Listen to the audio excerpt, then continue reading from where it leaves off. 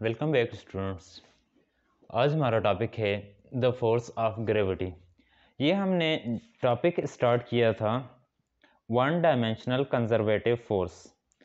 One dimensional conservative force में हमारे पास जो फार्मूला आया था उसको हमने ऐसे लिखा था F of X is equal to minus D over D of X U of X. इसे हमने डिफाइन ऐसे किया था potential energy is functions of positions whose negative derivative give us a force.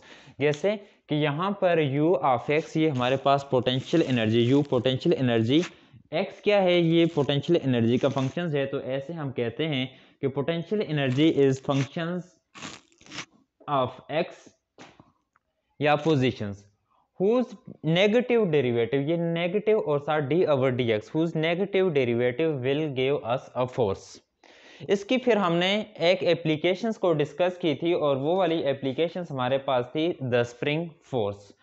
Spring force को discuss किया तो उसमें हमारे पास ये आया था F R is equal to minus gradient of U, तो वहाँ पर भी सेम यही केस आया है। आज हमारा सेकंड एप्लीकेशन है इसकी, जो यही टॉपिक था, तो वो थी the force of gravity. The force of gravity को हम देखेंगे तो उसमें हमारे पास क्या इसी तरीके की सिचुएशंस आएगी या नहीं होगी। तो हम यहाँ पर डायग्राम की तरफ आते हैं तो ये कहते हैं कि ये हमारे पास ग्राउंड है, कोई भी ग्राउंड लेवल के ऊपर कोई एक मैस पड़ा हुआ है, जिस ये हम कहते हैं स्मॉल मैस या बॉल ले लें। एक मैस है एम, इस मैस को हम इनिशियली वर्टिकल डायरेक्शंस में थ्रो करते हैं। तो यहाँ पर ये मैस जो पड़ा हुआ था तो इसको हम वर्टिकल डायरेक्शंस में ऐसे थ्रो करवा रहे थे। तो इस जिस वेलोसिटी के साथ ये जा रहा था तो इनिशियल वेलोसिटी को हम नाम देते हैं कि वी नॉट वेलोसिटी के साथ ये ऑब्जेक्ट जो ग्राउंड सरफेस के ऊपर पड़ा हुआ था ये वर्टिकल डायरेक्शंस में क्या करेगा, ट्रेवल करेगा। आफ्टर सम टाइम यहाँ से ये ऊपर जाकर तो कुछ वेलोसिटी गेन करेगा, यहाँ से ये अपवर्ड डायरेक्शंस में जा रहा है तो वर्टिकल जिस वेलोसिटी के साथ यहाँ पर ये बाद में किसी भी इंस्टेंट में ट्रेवल करेगा तो इस वेलोसिटी को हम नाम देंगे कि ये v वेलोसिटी के साथ यहाँ से ट्रेवल कर रहा है वर्टिकल अपवर्ड डायरेक्शंस में। टोटल हाइट हम ये कहते हैं कि लेट्स सपोज ये बॉल जो है यहाँ से ये हमारे पास क्या हो जाएगी कि ये हाइट है, तो यहाँ तक ये क्या करेगी, हाइट को हम किससे रिप्रेजेंट कर लेते हैं, h से रिप्रेजेंट करते हैं। हाइट टोटल के ग्राउंड लेवल से यहाँ तक हम बॉल को थ्रो करवा रहे हैं तो ये हाइट h इसकी हाइट है। अब इसके जो डिस्प्लेसमेंट है तो वर्टिकल डायरेक्शन में, तो वर्टिकल में हमने y एक्सिस लिए हुए, तो हम ऐसे कहते हैं कि y is equal to h कि ये बॉल यहाँ तक पहुँच जाती है।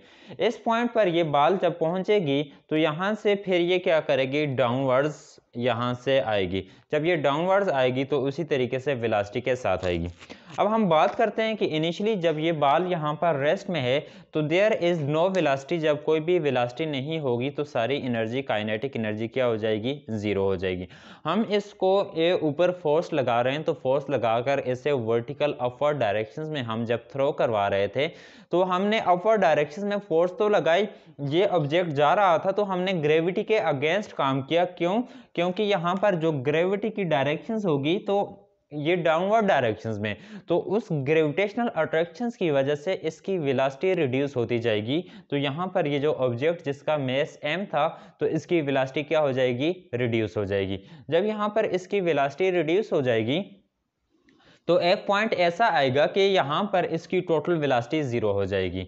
तो हम ऐसे कहेंगे कि इनिशियली जब ये ऑब्जेक्ट रेस्ट में था तो जब इसकी वेलोसिटी कम थी तो इनिशियली काइनेटिक एनर्जी इसकी क्या होगी, जीरो होगी। लेकिन जब इसके पास मोशंस आ गई तो वहाँ पर काइनेटिक एनर्जी मैक्सिमम, और ये वो पॉइंट होगा जहाँ पर काइनेटिक एनर्जी अगेन क्या हो जाएगी, जीरो, क्योंकि यहाँ पर वेलोसिटी डिक्रीज होती जाएगी, डिक्रीज, और एक पॉइंट ऐसा आएगा कि वहाँ पर ये जाकर जीरो हो जाएगी।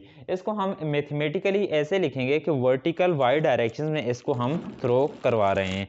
तो ग्राउंड सरफेस के ऊपर ये वाली जो सरफेस है यहाँ पर पोटेंशियल एनर्जी भी जीरो होगी और उसके साथ साथ काइनेटिक एनर्जी भी जीरो होगी। लेकिन हम टोटल एनर्जी की बात करते हैं तो टोटल एनर्जी के लिए हम कैसे लिखेंगे, तो टोटल एनर्जी इसकी हमारे पास ऐसे आ जाएगी कि E इज इक्वल टू ई किससे रिप्रेजेंट करे, तो ई यहाँ पर रिप्रेजेंट कर रहा है टोटल एनर्जी को, energy of the body the kinetic energy because the surface of earth. तो इसमें हम ऐसे लिखेंगे is equal to K not, यहाँ पर जो होगी तो इसको हम के नॉट से रिप्रेजेंट कर लेते हैं, और प्लस पोटेंशियल एनर्जी को U से हम रिप्रेजेंट करते हैं कि U क्या है, पोटेंशियल एनर्जी। और साथ हम ये कहते हैं कि जब ऑब्जेक्ट यहाँ पर पहुँचेगा तो उसने y डिस्प्लेसमेंट कवर किया है, लेकिन जब ऑब्जेक्ट ग्राउंड के ऊपर ही पड़ा हुआ है तो यहाँ पर इसका डिस्प्लेसमेंट क्या हो जाएगा, ज़ीरो होगा। जब इसका डिस्प्लेसमेंट ज़ीरो होगा तो इस पॉइंट की हम एनर्जी की बात करते हैं, तो इस पॉइंट की जब एनर्जी होगी तो ऐसे हम U(y)0 से रिप्रेजेंट करेंगे। और हम ऐसे कहेंगे कि hair U(y)0 is equal to 0 होगी। किस वजह से, क्योंकि पोटेंशियल एनर्जी का यहाँ पर जो फार्मूला बनेगा mgy होगा। अब वो y ही इस पॉइंट के ऊपर, देयर इज नो डिस्प्लेसमेंट, जब कोई भी डिस्प्लेसमेंट नहीं होगी तो y 0 होगा। तो इस वजह से हम ये लिखेंगे कि y is equal to 0, so U(y)0 is equal to 0 हो जाएगा। Now E is equal to K naught K equal. तो अब हम इसकी वैल्यू यहाँ से पुट कर सकते हैं। तो के नॉट क्या है, काइनेटिक एनर्जी है, मेस क्या है, m है, तो काइनेटिक एनर्जी का यहाँ पर फार्मूला बन जाएगा, और वो वाली हम लिखेंगे वैल्यू हाफ mv(0)2, और इसको आप लोग नाम दें इक्वेशन 1 का। उसके बाद आप लोग ऐसे कहेंगे at height y potential energy of the body.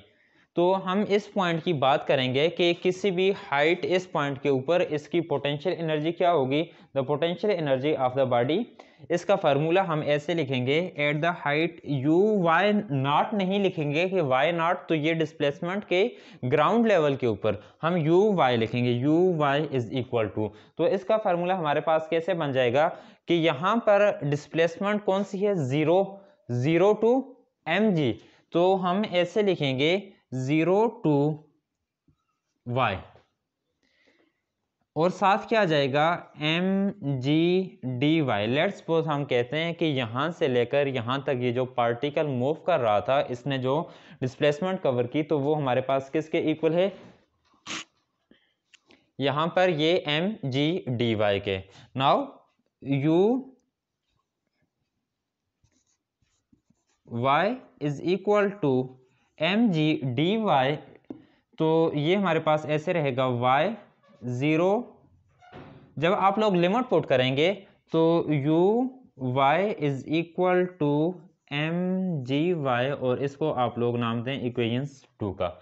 यहाँ पर आप लोगों ने फाइंड कर ली potential energy. Now by the law of conservation of energy the total energy of the body at any position y is. तो हम ऐसे कहेंगे कि by law of conservation of energy कि टोटल एनर्जी हम किसी भी पॉइंट, इसके किसी भी पॉइंट के ऊपर टोटल एनर्जी अगर फाइंड करना चाहें तो वो क्या होगी, कंजर्व रहेगी। तो हम ऐसे कहेंगे law of conservation of energy the total energy E is equal to, कैसे ये बन जाएगी, U(y). ये पोटेंशियल एनर्जी किसी भी पॉइंट के ऊपर, और उसके साथ ये पोटेंशियल काइनेटिक एनर्जी होगी। लेट्स सपोज हम अगर इस पॉइंट की बात कर रहे हैं तो यहाँ पर पोटेंशियल एनर्जी U(y) से रिप्रेजेंट करेंगे, और इसकी जो काइनेटिक एनर्जी होगी तो साथ के हमारे पास आ जाएगा। तो ये वाली टर्म यहाँ पर लिख लेंगे। उसके बाद हम ऐसे कहेंगे इज इक्वल टू, इसकी वैल्यू हम लिखते हैं। तो U(y) किसके इक्वल है, अभी हमने फाइंड किया था mg(y) के इक्वल है। E is equal to mg(y) plus k। तो k हमारे पास कौन सी एनर्जी है, यहां से k is equal to half mv(0)2। तो k की वैल्यू हाफ mv(0)2, ये हमारे पास इसकी एनर्जी की वैल्यू। वेयर v, ये जो वेलोसिटी आई है हाफ mv² लिखें या हाफ mv(0)2, इससे कोई इफेक्ट। लेकिन अगर आप लोग इस पॉइंट के ऊपर अप्लाई करना चाहेंगे तो v0 इस पॉइंट के ऊपर, तो v हमने ये वाला पॉइंट लिया हुआ है, तो इस पॉइंट के ऊपर ये वेलोसिटी v होगी। तो आप लोग स्टूडेंट्स ऐसे कहेंगे कि यहाँ पर जो v है तो ये velocity of the particle at any instant, ground level के छोड़कर, ये इनिशियल पॉइंट को छोड़कर यहाँ पर किसी भी इंस्टेंट पर जो वेलोसिटी होगी तो वो वेलोसिटी कौन सी, v से आप लोग रिप्रेजेंट करेंगे। अब ये वाली जो इक्वेशंस है तो पोटेंशियल एनर्जी, तो पोटेंशियल एनर्जी हमारे पास क्या है, u of y is equal to mg/y। अब इस इक्वेशंस का आप लोगों ने डेरिवेटिव लेना है विद रिस्पेक्ट टू y, तो इसका derivative with respect to y लें तो ये क्या बन जाएगी, du divided by dy is equal to mg, और y का डेरिवेटिव क्या होगा, 1 बन जाएगा। तो mg ये ऐसे dy/dy, ये इसका डेरिवेटिव 1, तो ऐसे लिखेंगे कि mg is equal to du of y/dy। इस इक्वेशंस को दोनों साइड में माइनस के साथ मल्टीप्लाई कर देता हूँ, तो ये मेरे पास यहाँ पर रफ लिखता हूँ कि f किसके इक्वल होता है, f is equal to ma। ये हमारे पास केस होता है लीनियर एक्सेलरेशंस के केस में। लेकिन जब हम ग्रेविटी की बात करते हैं तो ग्रेविटेशनल केस में f is equal to mg होता है। तो यहाँ पर मैथ तो वही है, लेकिन g हमारे पास, ये g जो होगा तो ये ग्रेविटेशनल एक्सेलरेशंस को रिप्रेजेंट करता है।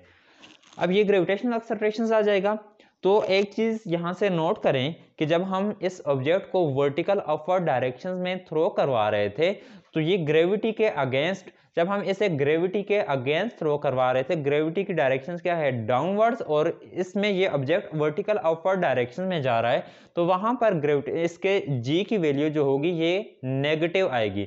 जब ये वाली वैल्यू नेगेटिव होगी तो ये हमारे पास f is equal to m, और ये एक्सेलरेशन हमारे पास क्या होगा, नेगेटिव एक्सेलरेशन। तो इसको आप लोग ये लिख सकते हैं f is equal to minus mg, इस तरीके से भी लिख सकते हैं, या इसको आप लोग fy is equal to minus mg। fy क्या है, तो y हमारे पास के वर्टिकल डायरेक्शंस में हम इस ऑब्जेक्ट को थ्रो करवा रहे थे। तो अब यहाँ पर देखें माइनस mg हमारे पास आया है, तो माइनस mg किस वजह से, माइनस mg हमारे पास फोर्स है, तो हम इस फोर्स को ऐसे लिखेंगे fy is equal to minus du of y/dy।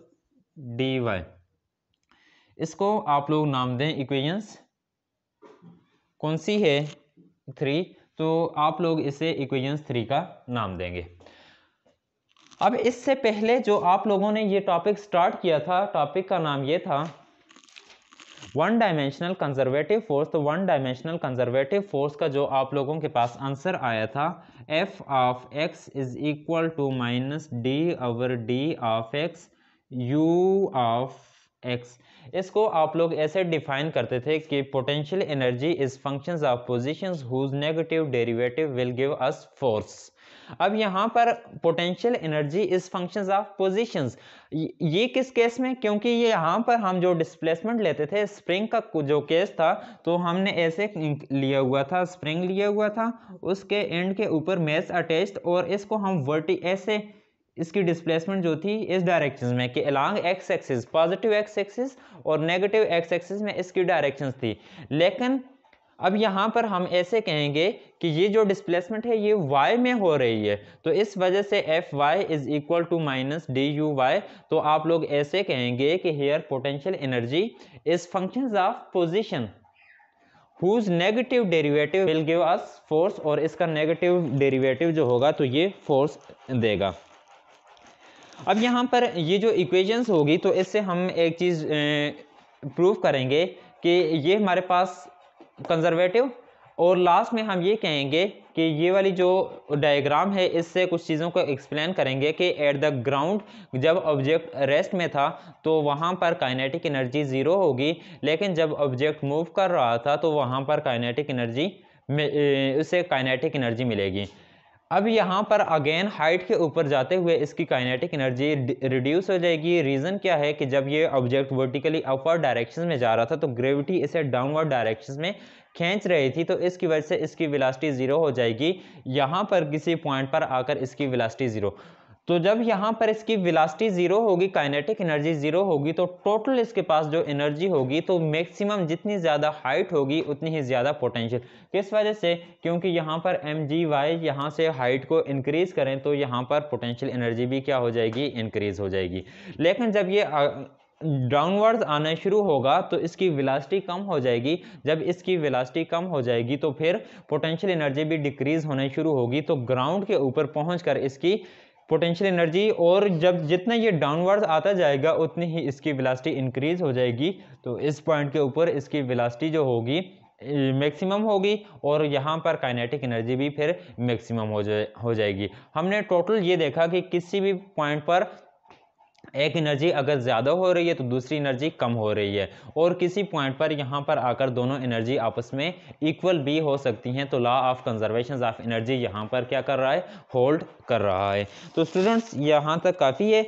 हमारा जो नेक्स्ट लेक्चर होगा तो उसमें हम ये डिस्कस करेंगे एनालिटिक सॉल्यूशंस एक्स टी की हम वैल्यू फाइंड करेंगे। उससे हम एक चीज़ को डिस्कस करेंगे, वो क्या होगी, क्या यहाँ पर हमारे पास साइनोसाइडल कर्व बन रहा है, मींस सिंपल हार्मोनिक मोशंस का केस स्प्रिंग के केस में, इस केस में बन रहा है या नहीं। तो यहाँ तक आप लोग इससे रिवाइज कर लें। जो नेक्स्ट होगा तो एनालिटिकल ट्रीटमेंट्स, उसे हम नेक्स्ट लेक्चर में डिस्कस करेंगे। अल्लाह हाफिज़।